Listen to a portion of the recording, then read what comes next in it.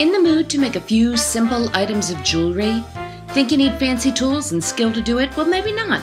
I was thinking of some way to make earrings out of two small shells I really liked. So I trolled through my bag of very basic jewelry making supplies and I found two of these, which seemed like perfect frames for these shells.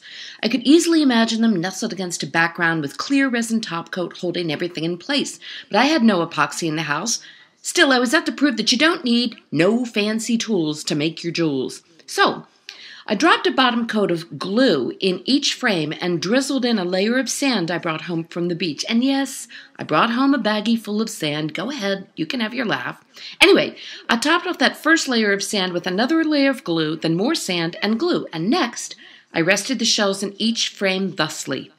And then, you guessed it, simply added more and more layers of this clear glue to slowly fill up and level off that frame. Here's the result, a high-gloss set of shells and sand that actually, I think they look really cool. I've never seen anything quite like them, and yes, I will actually put these on ear wires and wear them. So how easy was that? I needed backing, shells, sand, and glue. Boom! And now for my next trick. I was feeling the urge to play with rocks, so I pulled out my collection of lava, which I brought back from a trip to the Big Island of Hawaii a while back. And I chose a small, very porous rock flecked with mica, which was already close to the shape of an interesting pendant. So I took an old-school emery board and sanded down the sides to shape it even more. Yes, an emery board, you see? More proof that you don't really need fancy tools to make your jewels. Next, I drilled a small hole through which I'd run my cord. Now, this soft rock was very easy to drill, but it was a reminder of just how fragile the stone is. So my next step, an interim step, was to give it several coats of a clear water-based varnish, just to keep it from leaving lava dust everywhere and disintegrating before my eyes.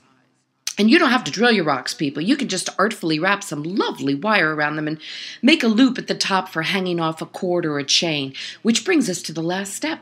I just slipped a loop of waxed cord through the hole and pulled the ends through to hang the stone.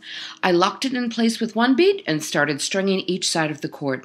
Now, I could have just tied this cord off with a slip knot, but I just happened to have a spare clasp set and crimper beads on hand, and 3 minutes later, boom, it's done. Seriously, the only wait time with these projects was the amount of time it took for the glue to dry on those earrings.